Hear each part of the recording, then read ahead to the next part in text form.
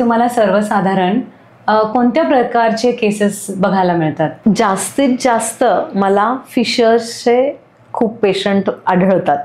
Mostly गुदविकारामध्ये म्हणजे जर समजा लोकांना असं वाटलं की मला त्या जागी दुखतंय तर त्यांना असं वाटायला लागतं की मूळव्याधच झालाय म्हणून.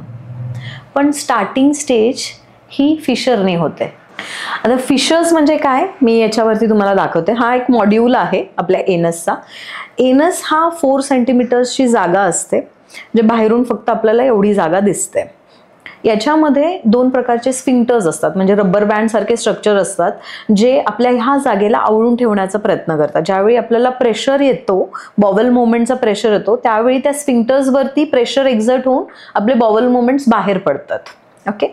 आता ह्या जागी जर समजा इनर वॉलला काही कट्स जर समजा फॉर्म झालेले असतील, वुंड्स फॉर्म झालेले असतील, तर त्याला आपण फिशर्स म्हणतो. Most of the time 90 to 95% केसेसमध्ये फिशर्सचे सर्वात जास्त पेशंट्स पहिले आढळतात. त्याच्यानंतर ज्यावेळी ह्या जागेवरती जास्तीत जास्त प्रेशर पडणार आहे, त्याच्यानंतर आपल्या आतल्या रक्तवाहिन्या फुगून बाहेर पडायला लागतात. त्याला आपण मूळव्याध किंवा पाईल्स म्हणतो. आणि त्याच्यानंतर जर समजा बाकीचे दुसरे काही आजार असतील, जास्त इन्फेक्शन पसरलेलं असेल, तर आतले ग्लँड्सला इन्फेक्शन होऊन तो भगंदर किंवा फिशुलामध्ये फॉर्मेशन होतो.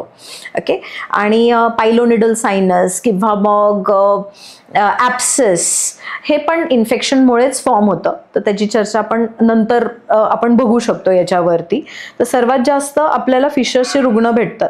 आणि असं काही नाही आहे की तुम्हाला त्या जागी दुखतंय तर तुम्हाला मूळव्याधच झालेला आहे म्हणून.